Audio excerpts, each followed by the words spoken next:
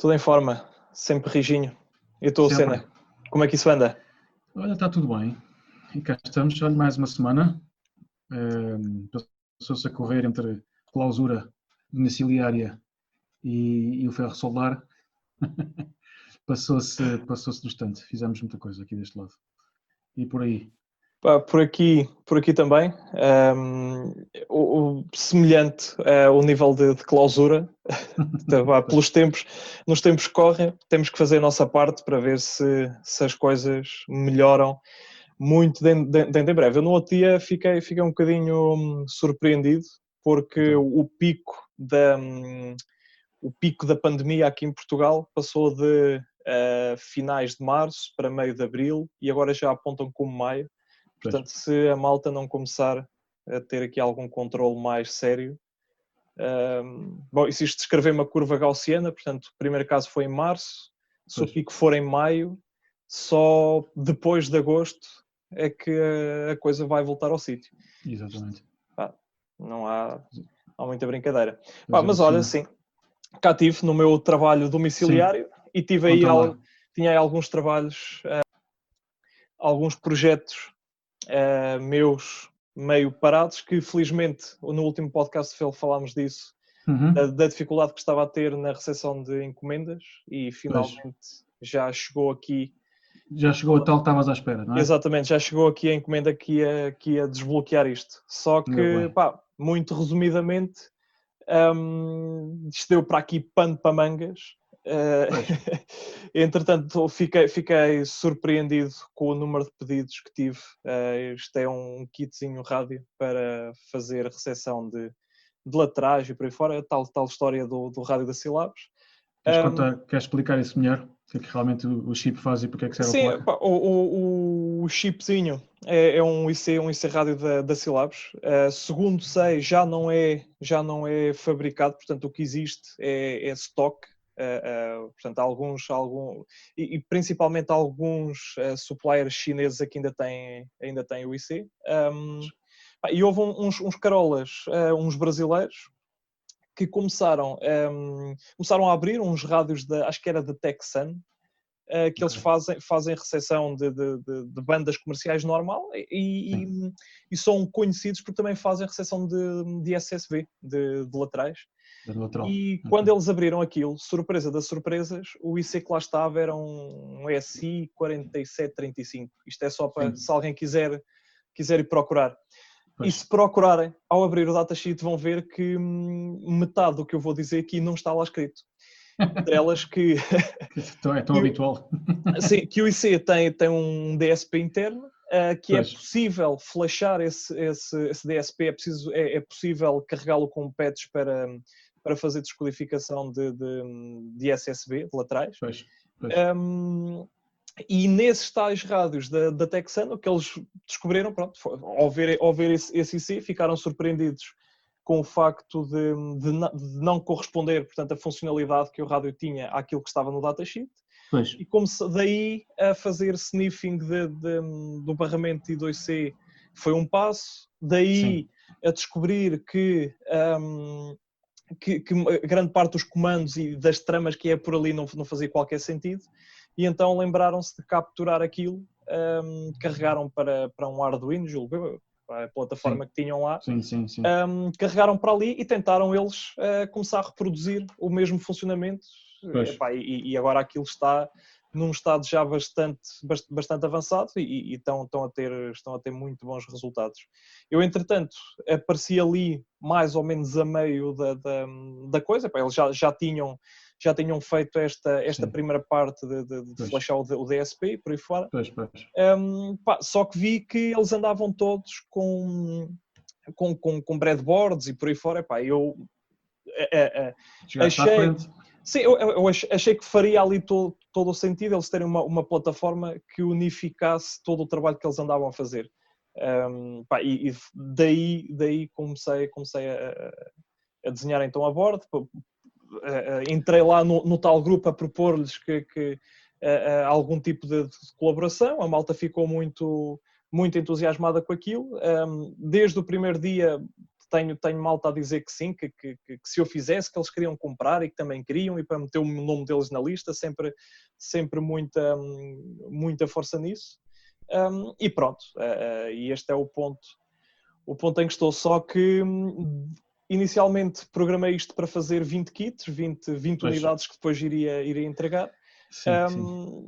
Só que isto tem uma lavoura, os passivos não são assim muitos passivos, mas são na boa, alguns 100 por aí. Ao todo, pois. Sim, passivos por cada bordo. Nós estamos a desenhar e vamos pondo condensadores e resistências aqui e ali, depois no fim tivemos que montar à mão. Pois, exatamente. Eles estão lá porque fazem falta. Por uma razão, não é? Exato. Mas quando é a montar, preferia que só tivesse lá 2 ou 3 e já é muito. Então, o dia de ontem, o sábado, passei quase todo de volta disto para assemblar 10 kits. É bastante. Ainda é bastante.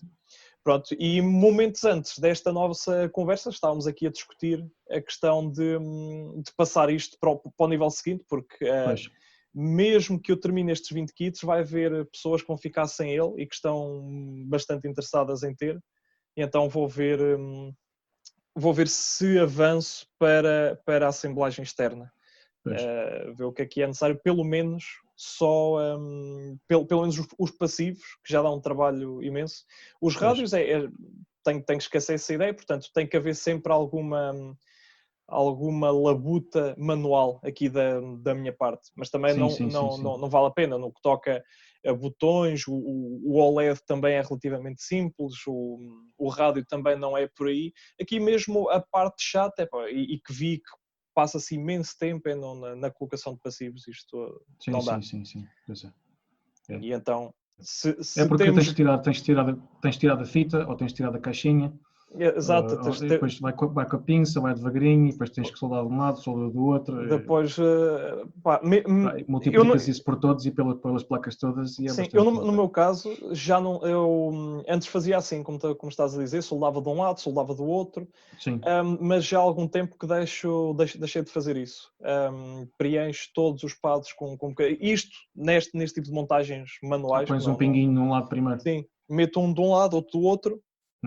Encho tudo com solda primeiro. E depois fico só um dos pads, porque no final, como tenho SOICs e T-SOCs e por aí fora, tenho que ir sempre com ar quente. Então, a seguir, quando estou com ar quente, espero que tudo aquilo faça reflow e as resistências, condensadores que ficavam com o pad no ar, acaba por ser puxado. Exatamente.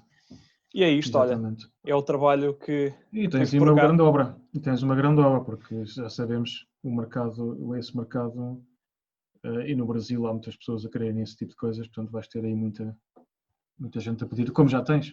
Sim. Portanto, esses 20 já os vendeste bem mais uma série. Hoje já estive aqui a preparar um formulário para fazer o pré-order e por aí fora. Tenho que dar aqui mais um jeito nisto, tenho que trabalhar mais um pouco nisto e avançar. E assim, isso então, mesmo. E tu por aí, conta lá qual foi a tua ocupação. Pronto, antes de eu seguir, quero dizer também que quem está a ouvir e quem estiver interessado em saber mais do projeto do David, que vá até à página dele e que na lista de projetos está lá o kit. Sim. deste chip rádio da Silabs, tem lá as informações todas. Mais os links para grupos de Facebook, onde podem encontrar mais informações, mais links para o GitHub e por aí fora. Exato. Tem lá tudo. Exatamente. Uma boa iniciativa que fizeram. Olha, então, eu tinha, como tu sabes, e já tínhamos falado também a semana passada, aqui algumas coisas para fazer. Tive, se eu não disse, não sei se referi na semana passada que eu também tenho um side gig, tenho uma coisa paralela que faço. Equipamento, instrumentação, não é bem instrumentação, mas mais equipamento para músicos, para o pessoal da música e dos estúdios, e tive 2 músicos que me pediram para fazer 2 coisitas. Não foram assim tão coisitas. Pois, coisitas é relativo. Depois as coisitas passam a coisas maiores. E então passei Depois do trabalho diurno, passei noites e agora o fim de semana acabei ontem tudo aquilo que queria. Uma rack nova de distribuição de sinais MIDI, e mais uma caixa de proteção para a energia elétrica, para o pessoal ligar os aparelhos e aquilo não se esfumar quando há porcaria, picos na linha e trevoadas, etc. Já salvou muita gente, aquelas caixinhas. São caixinhas simples, mas dão jeito. Pá, mas tem lá o segredo dentro e faz a sua função, é o importante aqui. Eu do outro dia, quando mostraste a rack, pá, volto a dizer, eu fiquei surpreendido com o tamanho daquilo, porque eu via fotos, não sei se alguém que eventualmente esteja a ouvir e que conheça o trabalho do Senna, que tenha visto fotos, eu fiquei igualmente surpreendido com o tamanho daquilo. Pensava que era... Pois. As fotos enganavam muito. Pensava que era uma coisa mais pequena, mas não. Enganam porque, pronto, as lentes são um bocadinho enganadoras e eu tive sempre as fotografias em macro normalmente. Aquilo é uma rack, estas racks é um tamanho standard de indústria, que é a rack de 19 polegadas de largura. Okay? Portanto, 19 polegadas de largura chega a 45 centímetros, mais coisa, menos coisa. Pronto. Não contando com as orelhas, que é onde se aperta, onde se parafusa depois a gaveta ao bastidor ou caixa, o que quiseres. Depois, a profundidade é que a profundidade e a altura variam consoante aquilo que tu precisas. A profundidade pode ir desde os, 8 ou 10 centímetros até 40 ou mais, consoante aquilo que tu precisas lá para dentro. A altura também é standard. Tens a chamada altura 1U, ou 2U, 3U, 4U, por aí fora. Cada U é... O é que é uma unidade... É uma unidade standard. Standard de gaveta, que são...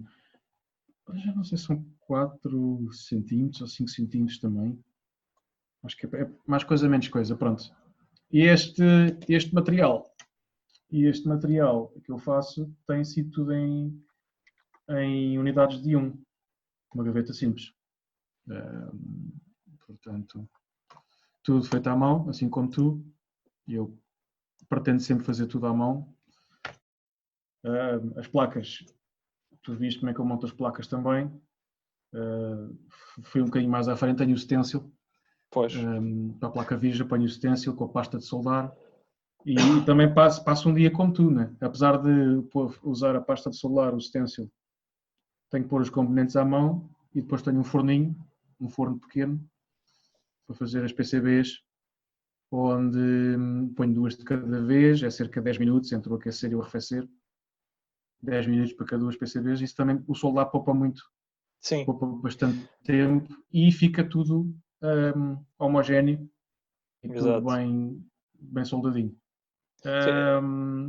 A questão da colocação dos componentes, pá, possivelmente, aliás, é de certeza o que atrasa mais o processo, o que leva aqui mais tempo.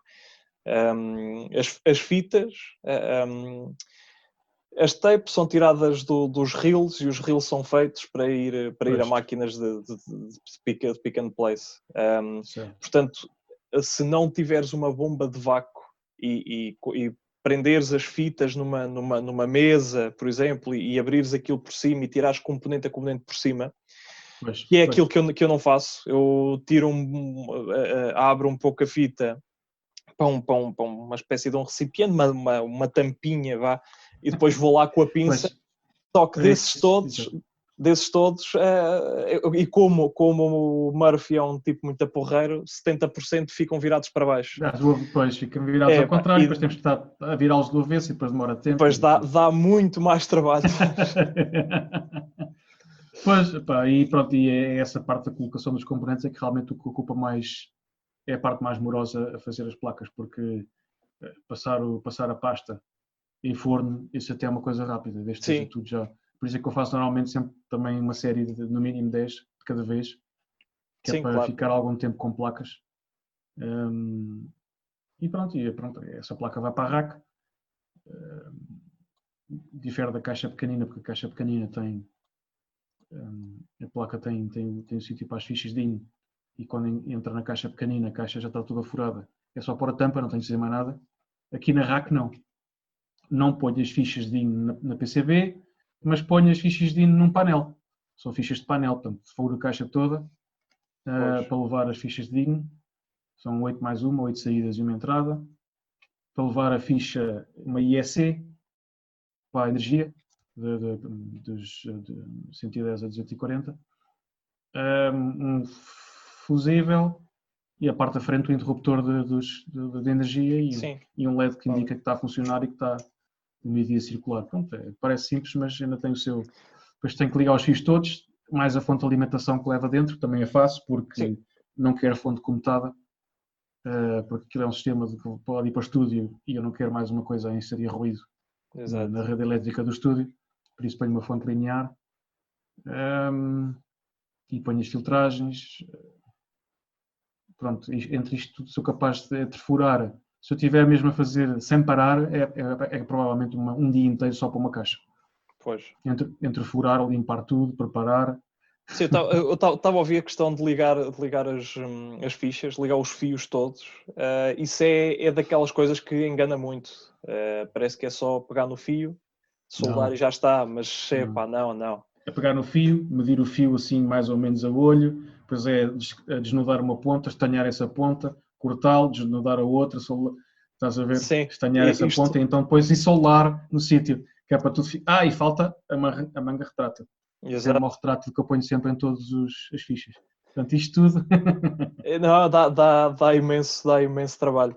Mas tem que ser porque eu gosto das coisas bem feitas. Olha, por curiosidade, o painel frontal da rack, da gaveta, aquilo sai ou o painel frontal é fixo? Os painéis, o painel frontal e traseiro saltam. Ótimo. Fica assim uma lâmina. Fica um painel destacável. E eu posso dar jeito para quando estou a montar. Quando estou a furar, eu tenho a caixa toda montada, porque tenho... Sim, dá mais rigidez mecânica. Sim. Exato. Mas depois para montar eu saco os painéis fora. Porque se não conseguisse tirar o painel, já tive aí alguns casos em que complica muito.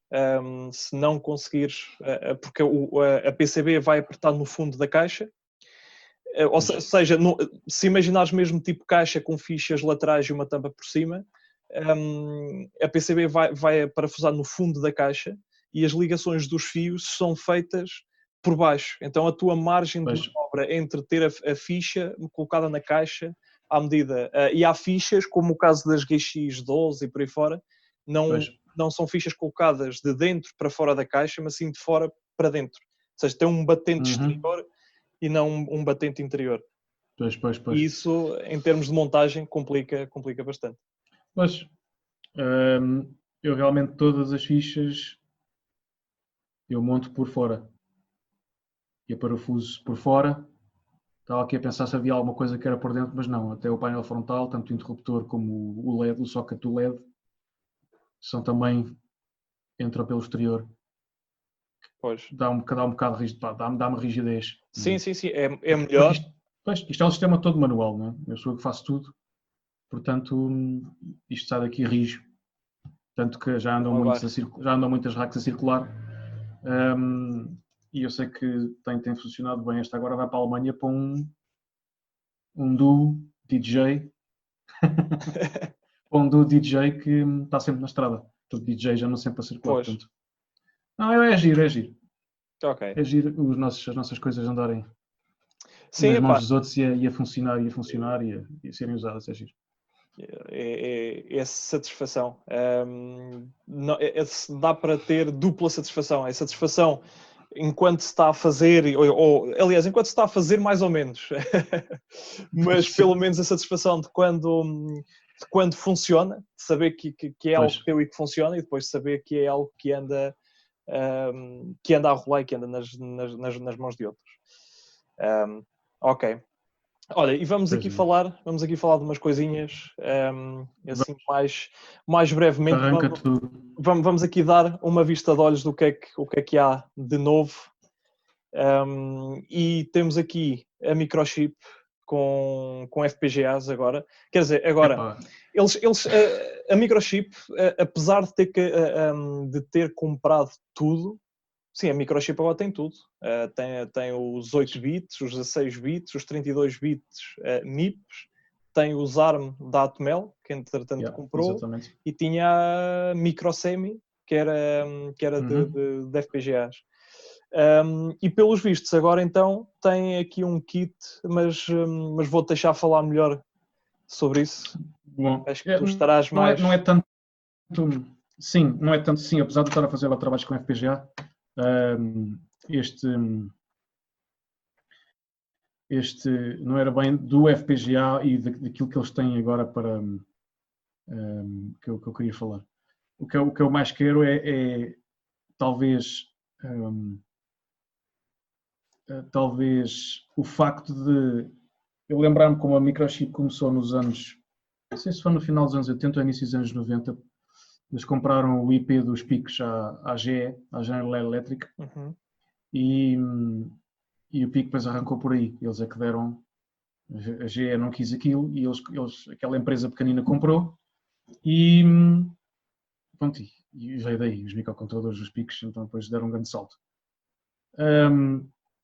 No início, realmente, eles tinham só micros, e é muito interessante ver ao longo destes anos todos que eu tenho acompanhado, eles terem diversificado o portfólio deles, acho que foi bastante inteligente. E agora, até estarem com FPGAs, então, há uns tempos, quando eles apareceram com FPGA, eu achei bastante interessante a diversificação, porque o FPGA, e para quem não sabe o que é um FPGA, o FPGA é um chip que essencialmente tem no seu interior portas lógicas programáveis por software. E como são portas lógicas, são extremamente rápidas, porque o FPGA não está a ler código como está um processador ou um controlador. As portas lógicas são programadas inicialmente e são feitas as ligações internas, e a partir daí basta ligar a energia e a coisa está feita. Para alguns, nem todos. Okay? Nem todos. Estes são os mais comuns. Os que já têm ARMs internos, o ARM Core interno, já é outra conversa. Mas pronto, como trabalham muito depressa, estamos a falar na ordem dos podem trabalhar na ordem dos gigas sem qualquer problema. São um grande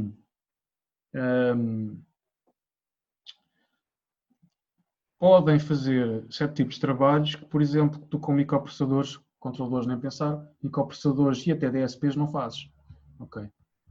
Não podes fazer. No que toca a câmaras e por aí fora, isto é FPGA sempre aí, processamento de sinal.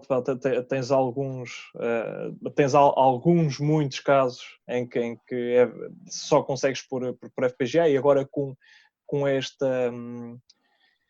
esta explosão da nova indústria automóvel, digamos assim, é preciso ver que eles têm FPGAs por aquilo fora, os radares, é uma imensidão, porque é preciso velocidade, e FPGA é o que dá gás à coisa. Sim, e tem outra coisa, que é no FPGA nós podemos carregar o IP ou códigos, por exemplo, de um DSP ou de um microcontrolador ou de um microprocessador, e emular esses outros chips dentro do FPGA. Yeah. Tem essa grande vantagem. Tu mudas o circuito não mudando o hardware. Exatamente. Mais ou menos. Exatamente, é mesmo isso, porque aquilo são portas lógicas e DSPs, MCUs e MCPs e MPUs, perdão, são portas lógicas, mas de outra maneira. Okay? São portas lógicas que vão-te ler o código e executar aquele código, enquanto o FPGA são apenas portas lógicas. Olha, é muito interessante, e eu achei bastante curioso a microchip ter entrado neste campo, mas ao mesmo tempo percebo porquê, porque é uma área que também é bastante, eu acho que é importante na nossa indústria. E eles não andavam assim tão longe. Não andavam. Primeiro, a microchip sempre teve ótimos periféricos. Os periféricos dos micros deles sempre foram, Sim, sim. sempre foram muito, muito bons. Nada a acrescentar. Eles aí há coisa de uns anitos, apareceram com o CLC, que era o Custom Logic qualquer coisa. Que era como é que se chamava? Era as GAL e eram as CPLDs. exatamente, CPLDs. CPLDs. São lógicas programáveis também, Exatamente. ligeiramente diferente. E eles já tinham um periférico, tinham uma unidade dentro de alguns micros que permitia fazer este tipo de coisas. Portanto, já conseguias configurar uma série de portas lógicas e por aí fora. Acho que em alguns casos até tinham uns flip-flops e por aí fora, mas aí já não estou 100% certo. Já vai há algum tempo que deixei de ver isso. Sim. Mas eles têm, de vez em quando, a internet começa connosco a ler uma coisa e passado 5 minutos estamos super longe dali. Do início, exato.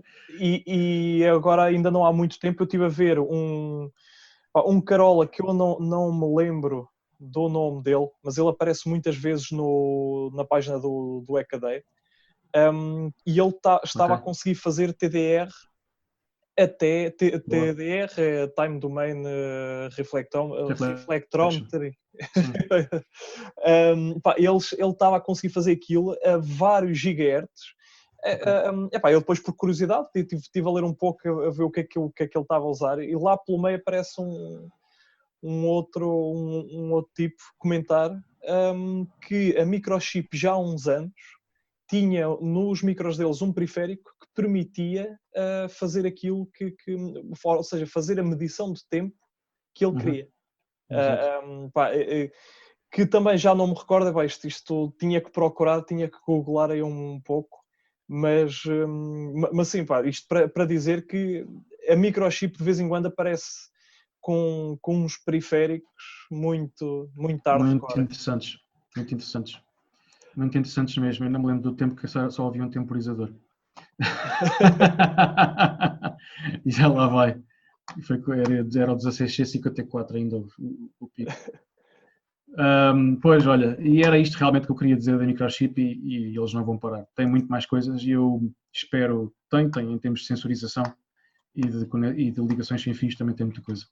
Também se meteram na energia, compraram algumas empresas que faziam design de chips para gestão de energia, o que foi muito interessante. Pois é, era isto que eu tinha para dizer da microchip. Da microchip. Só uma curiosidade, agora com aquilo que se tem passado nos últimos meses à conta do corona, quase todas as economias, de uma forma geral, sofreram uma queda. Mas a queda que a microchip levou é um bocadinho estranha. Tu fazes ideia se eles se eles estão envolvidos em alguma coisa que levasse esta queda. E isto porque eles em 19 de fevereiro cada ação deles custava $109. E eles caíram depois a 17 de março até $60 e por aí fora, mas não sei de que forma é que o negócio deles foi assim tão abalado por isto. É que eu entretanto estive a ver outras marcas e acho que não me recordo de ver uma queda assim tão substancial como nestes. Não.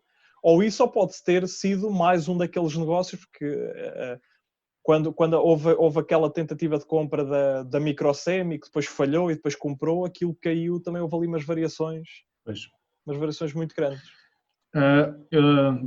Estavas-me a falar isso, eu estava aqui a abrir aqui o gráfico. Abri aqui o gráfico da cotação e realmente eles desde o pico de fevereiro, 13, 14, 15 Sim, por aí. De fevereiro, até à semana passada, que foi a baixa, acho que estamos a falar de uma queda de 50%. Sim. no valor da empresa. Perdão, não é no valor da empresa, é no valor da cotação da ação. Sim. Eu não estou a par de que se há alguma coisa ou não em termos de negócios dúbios da microchip. Mas há várias coisas que tenho a minha opinião, não é a minha explicação, é a minha opinião. A primeira é que, pronto, os mercados não estão saudáveis neste momento e a grande subida que houve nos últimos meses com as empresas a fazerem compra das próprias ações levou a que houvesse uma subida muito grande. E agora, esta descida abrupta nas últimas semanas, principalmente agora em março, deve-se ao pandemónio em que nós estamos a nível mundial e à incerteza e que as empresas melhor, as pessoas não têm certeza do que é que vai acontecer, da economia, e então quem tem ações começou-se a desfazer delas. Okay? Por isso o sistema, tudo o que é economia, começou tudo a cair, tudo o que é empresas. Depois há outra coisa. Depois há outra coisa, que é não esquecer que a microchip tem muitas áreas de negócio, tem muitas fábricas espalhadas pelo mundo e que eu tenho a certeza que muitas das fábricas estão na China. Se não estão fechadas, estão a uma pouca porcentagem a operar, porque as pessoas ou estão infectadas ou foram voluntariamente para casa. Portanto, isto também não ajudou nesse aspecto. Portanto, esta é a minha opinião. Nestes anos todos eu não ouvi nada da microchip em situações dúvidas. Pode-me ter escapado alguma coisa, mas eu acho que o senhor que lá está, o CEO, tem feito um bom trabalho. Mas, atenção, é aquilo que eu sei, é aquilo que eu leio nos relatórios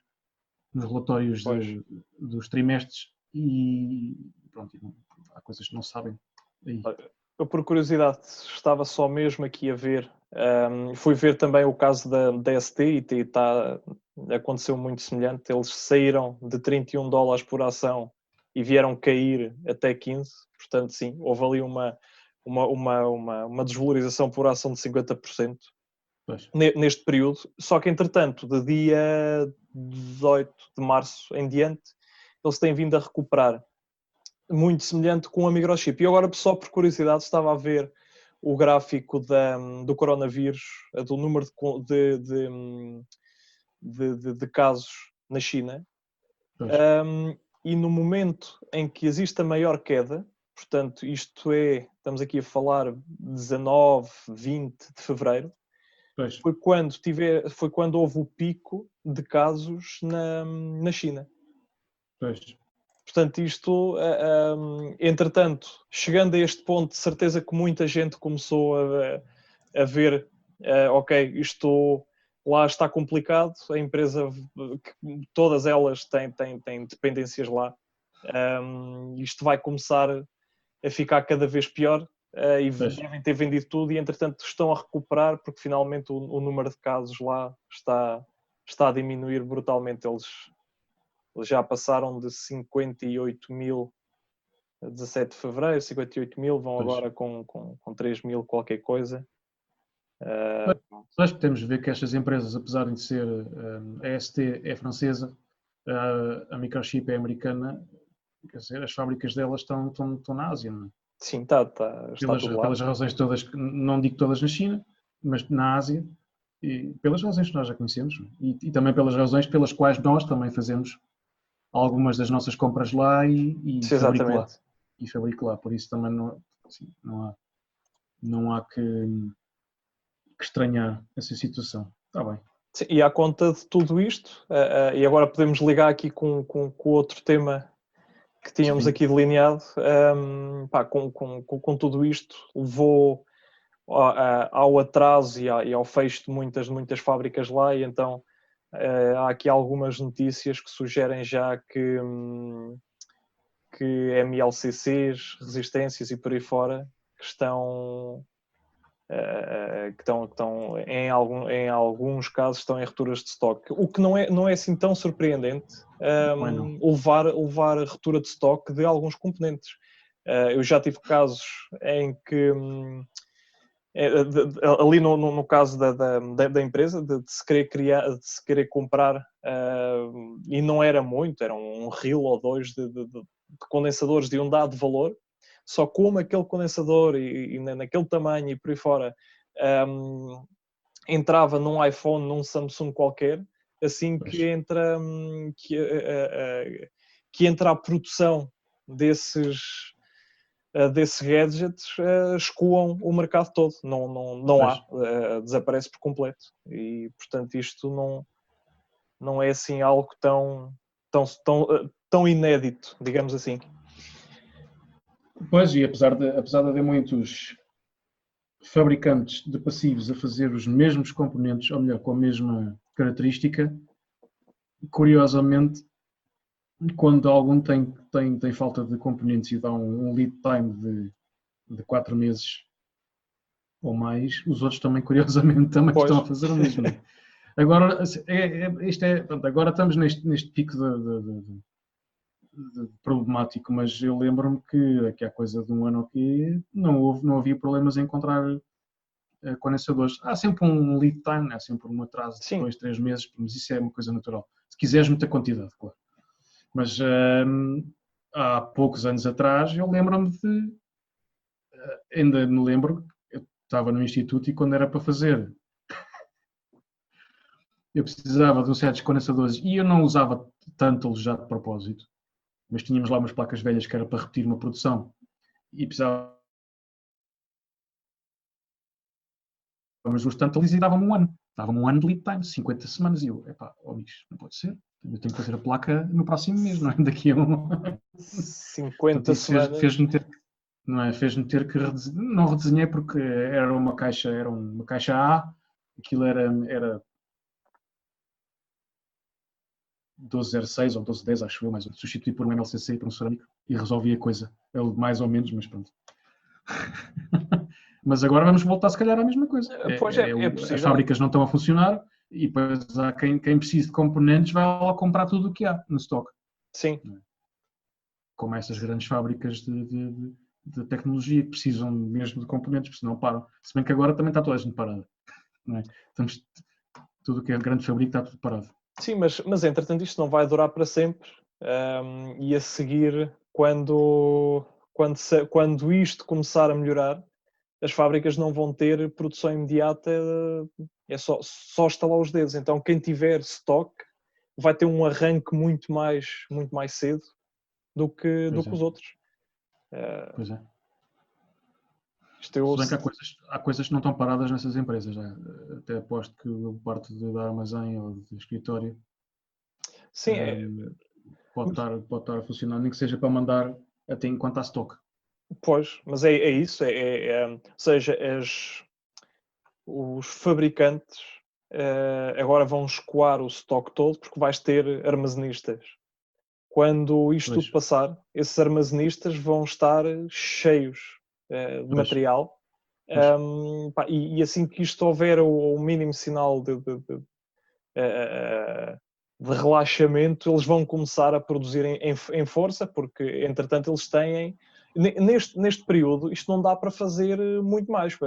Se pensarmos em empresas grandes que tenham linhas de montagem por aí fora, neste momento não dá para fazer muito mais. Neste momento é o tempo de fazer planeamento e compras e das coisas que se conseguir. De maneira eu pelo menos penso que muitas estarão a fazer isso, estão a apontar tudo, baterias todas para o final deste período, para quando houver uma melhoria arrancarem a 200% para compensar tudo o que está para trás.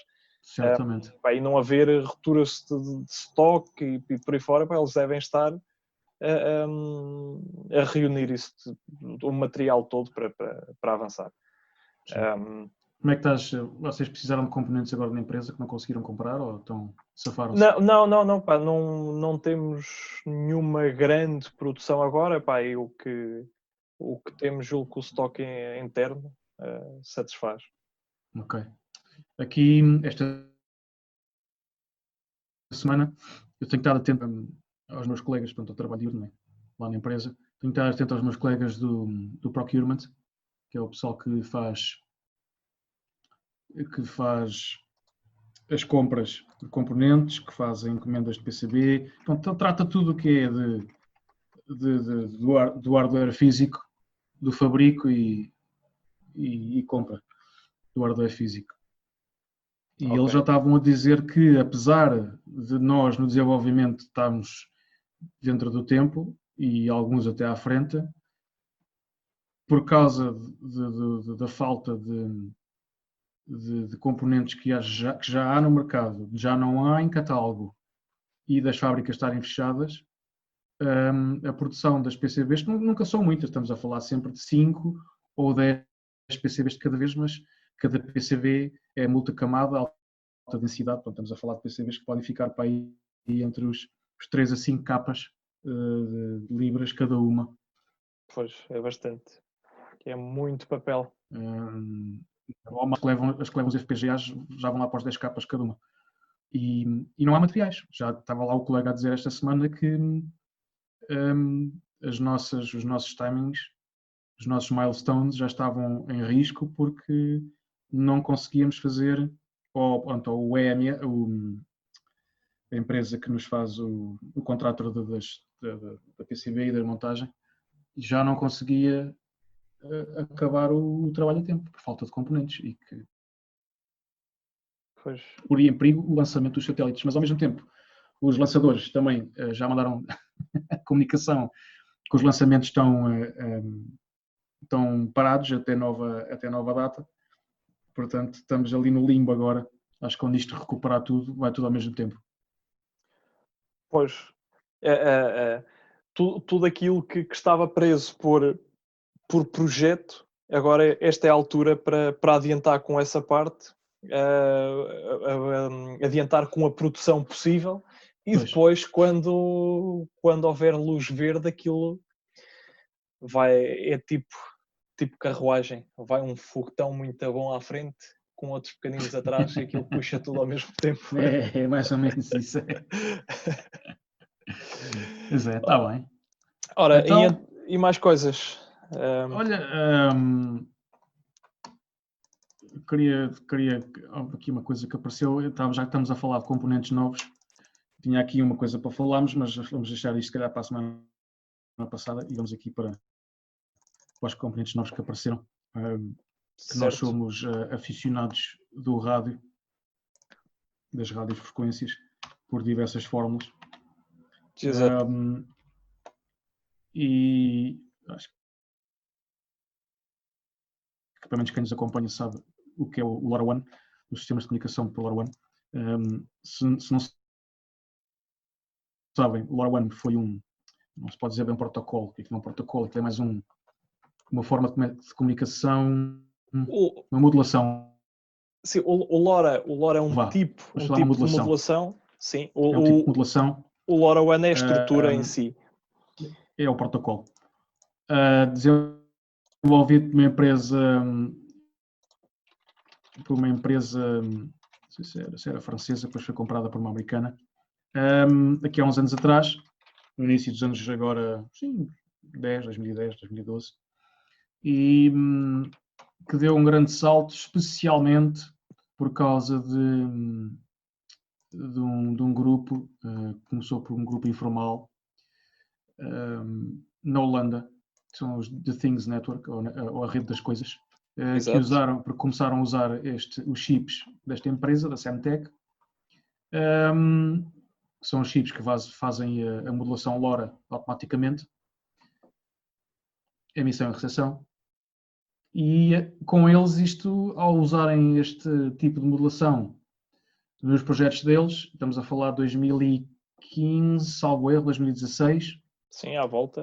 A primeira cidade a testar, não sei se foi Amsterdão ou Roterdão, fizeram o primeiro teste no Porto, portanto deve ter sido Roterdão, salvo erro, ou o Porto, Amsterdão ou Roterdão, já não estou a recordar. E aquilo foi um sucesso, portanto foi um sucesso que pronto, esse grupo informal começou a ganhar visibilidade e força e hoje em dia são uma referência a nível mundial porque criaram uma fundação, já empregam muita gente e passou de uma organização sem fins lucrativos para daqui a pouco uma empresa quase, apesar de se intitularem como uma fundação ou mais ou menos isso. Bom, isto tudo para dizer o quê? O fabricante o fabricante destes chips, que é a Semtech, durante muito tempo tinha os chips só de uso para sensores, com emissor e receptor, e tinha os chips para fazer as estações de base. Agora lançou um chip que eu acho fantástico, porque quem está neste meio e a fazer trackers para o que é que seja, tem que usar o chip do LoRa, claro.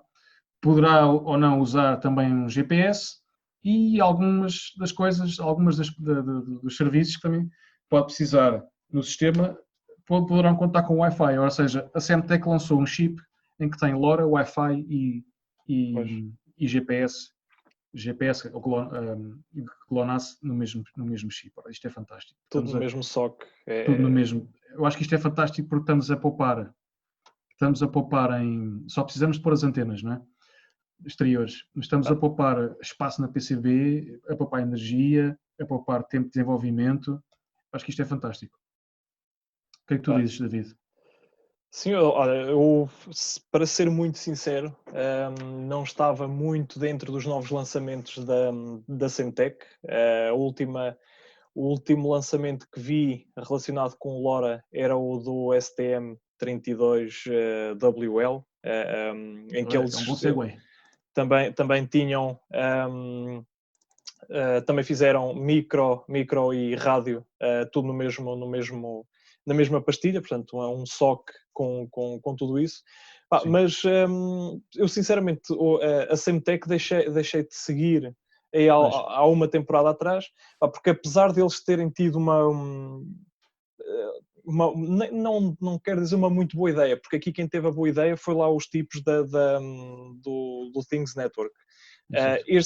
Estes deram aqui um bom avanço, porque os rádios deles de facto são muito bons. Este tipo de modulação faz com que tenhas um alcance muito maior do que com os tipos de modulação normal, porque a relação sinal de ruído, neste caso, consegue ser muito maior. E sim, eles são muito bons, mas por outro lado, como são os únicos fabricantes disto, tudo depende deles.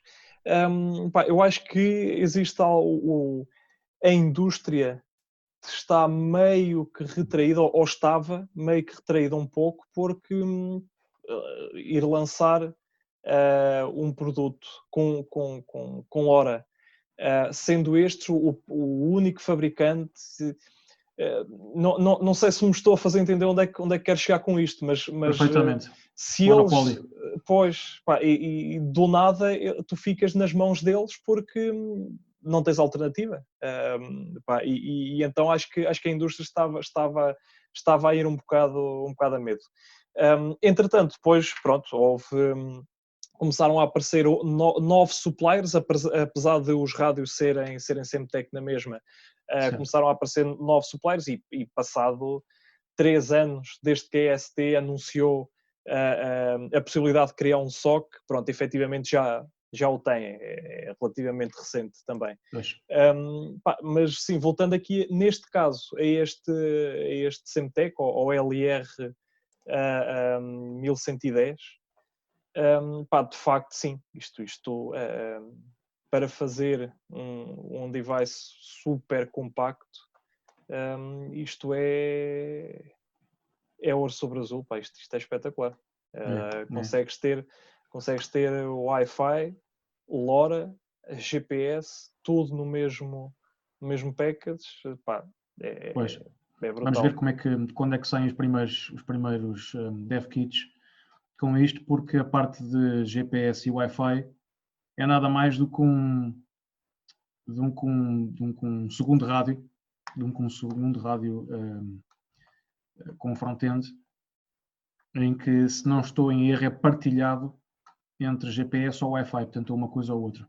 Mas vamos ver. Vamos ver o que é que... então à partida não poderás ter GPS, mas é assim, também faz o seu sentido. Não ter... teres ou GPS ou Wi-Fi, não poderes ter as duas coisas ao mesmo tempo, mas também o Wi-Fi é mais, quer dizer, está mais ligado ao uso indoor e, portanto, teres não faz sentido. São frequências totalmente distintas, não havia problema em trabalhar se houvesse um DSP a fazer a aquisição de toda a banda e depois a fazer o processamento, mas isso era muita energia. Não me parece que sejam isso que eles vão fazer. Eles já devem poupar imenso na parte de rádio. Eles devem ter o gerador deve ser o mesmo para os rádios todos, portanto, eles depois dentro de cada um deles devem ter uma PLL diferente, mas isto já deve estar optimizado ao máximo para cada um dos segmentos. Portanto, isto acaba sempre por ser uma melhor solução, não só pelo tamanho, mas também pela eficiência de ter a mesma coisa em blocos separados. Mas vamos ver também o que aguardar. É que... Sim, por documentação e afins, algo mais concreto. Eles já anunciam aqui uma EVB. Eles têm uma upnote acerca de uma EVB. Sim. Sim, isto agora vem aos poucos porque... Sim, lançam sempre o chip à frente e normalmente é sempre só passar alguns meses é que está disponível para... Por curiosidade, a EVB é um módulo normal, portanto eles já fizeram isto muito, muito bem pensado. Para quem conhece aqueles módulos do eBay, que são tudo o que está ali está no datasheet, portanto o esquemático que lá está no datasheet da Semtech. Eles já desenharam isto de propósito para ser muito semelhante e montaram isto em cima de uma núcleo, de uma EVB da ST. Portanto, a EVB deles é um shield, no fundo, para as EVBs da ST, que tem o mesmo formato quase com o Arduino. Pois. Mas isto, basicamente, eles já têm ali 3 SMAs, portanto, isto deverá ser para GPS, LoRa e Wi-Fi. É provável que sim. Também estou a ver aqui. Portanto, sim, okay. mas repara bem no tamanho do módulo. Portanto, a board está cortada, julgo eu. Tem uma... Aliás, não, aquilo é para o Shield. É para o Shield, exatamente. Mas repara, todo o tamanho daquilo, agora imagina, compara o tamanho do módulo com o tamanho da SMA. Isso é o tamanho de um módulo da U-Blox, praticamente, desses módulos, os SARAs, ou o que é, sim. Que já tem antena incorporada e por aí fora, mas isto acaba por ser o tamanho de um módulo desses. É isso mesmo. Só que no mesmo tamanho, tens muito mais. Isto... a ideia está boa. Sim, estamos a caminhar para mais SoCs deste género. Já tens aí alguns SoCs por causa do NB-IoT, que também já vêm repletos de tralha. Já GPS, o NB-IoT com 2.4 GB para RF simples. Acho que já vem com... ou seja, tendo isso, consegues ter uma stack de Bluetooth a trabalhar em cima.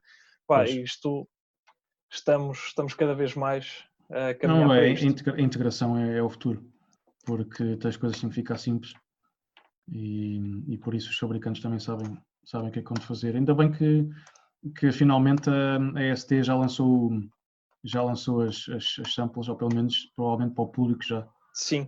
Do micro mais rádio. Já não era sem tempo, porque já em 2016... Sim, em 2016 eles falaram nisso. Em 2016 já era anunciado. Estava eu na Eletrónica em Munique e a Microchip tinha anunciado que ia lançar um PIC 24 com um SoC, um SoC, que era PIC 24 e Rádio LoRa. E na altura mostraram-me as samples, as engineering samples, e disseram-me que era para o ano seguinte, olha. Mas depois... perderam. Ou Entretanto, desistiram, podem ter desistido disso, não sei. sim, não, lá está, isso pode ter muito a ver com a Semtech. Eu acredito que não será muito fácil lidar com eles, porque a Semtech não quer abrir mão do LoRa. Pois não, Eles não querem pois não. abrir mão disto, e então partilhares um SOC com estes tipos não pá, é capaz de ser mais a nível burocrático e por aí fora. Repara, neste caso, e para terminarmos o podcast de hoje, pá, como é que será feita a divisão de valores neste caso? Portanto, eles estão a vender, no caso do SOC da ST, eles estão a vender um micro que é da ST, o rádio é da Semtech. Tu vais comprar, pá, efetivamente o SOC é da ST, a ST é que avançou com a produção. Portanto, tu vais comprar a ST, mas depois a ST tem que pagar uma FII à Semtech. Sim, Epá, assim. isto a nível de divisão de valores, epá, a parte burocrática disto deve ser... Não, estamos a falar de um IP que é secreto, não é? O que até aposto que aconteceu foi que a Semtech vendeu o IP do rádio. Aquilo é um bloco, é uma caixa negra que tem entradas e saídas. Certo. A E a ST ST? teve que integrar isso no silício deles. Okay. Aquilo é o IP do silício, de todo daquele VHDL, daquela coisa toda chata. Só tiveram que implementar isso. Portanto, eles nem precisam ver o que é que está dentro dessa caixa negra. O que provavelmente acontece é que aquilo é apenas uma biblioteca já toda compilada, em que eles só têm entradas e saídas e pronto. Pois. Até aposto que foi assim. Não sei, vamos ver. Estou com curiosidade que vou-lhes perguntar quando estivermos na feira em novembro, vamos-lhes perguntar como é que isso aconteceu. Pá, eu não estou certo se eles embeberam mesmo o rádio, se fizeram o mesmo SOC, ou seja, se aquilo são dois IC separados no mesmo Pois, ou isso. Eu acho que eles têm assim, porque a ST andava a lançar lançou uma série de SOCs para controlo de motores, em que é tudo assim, tu tens toda a eletrónica ali, mas neste caso é isso, é capaz de ser isso, tens tens dois chips, dois silícios um lado do outro ligados por fios, é capaz de ser isso. Sim. Eu abri aqui num instante o datasheet, mas não diz, às vezes costuma dizer no fim. Sim, eles têm aqui um diagrama de blocos do interior. Sim, eles têm aqui sub-gigahertz rádio, mas não é isso. São dois separados, sim. Eles partilham o mesmo barramento e comunicas internamente com o rádio por SPI, ou seja, exatamente o mesmo que tinhas antes cá fora, só que agora envolves aquilo tudo no silício e está feito. Pois, então eles devem estar a comprar o silício diretamente à Semtech. Exato. Estão a comprá-lo diretamente e assim não há confusão de IPs. Sim. O NDL está lá, não é? A confidencialidade está lá, mas deixa de haver toda a confusão legal que haveria se fosse a partilha de IPs do silício. Bom, sim, não me parece haver partilha de pinos, ou seja, tu tens um periférico SPI que em vez de ser de ter, como é que eu ia dizer, de ter os pinos lá dentro, portanto aquele periférico já faz parte depois do routing para o rádio. Pois. Parece-me ser algo assim. Exatamente, está bem. Vamos acompanhando os desenvolvimentos deles, porque esta é particular, a minha é uma área muito querida, e tu sabes isso, que eu também fiz muita coisa com LoRa, e é muito querida, depois falamos nisso noutra altura.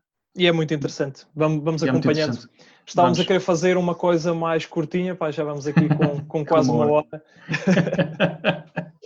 Estas conversas, sabes como são. É tramado. Está bem. David, olha. Pronto, está feito. Tenha uma boa semana. Tá, obrigado. Pá, e vamos falando e para a semana cá estaremos para fazer mais um. Mais um. para a malta ir Então vá. acompanhando. Ok? Forte abraço. Tchau, David. Tchau, tchau. Tchauzão.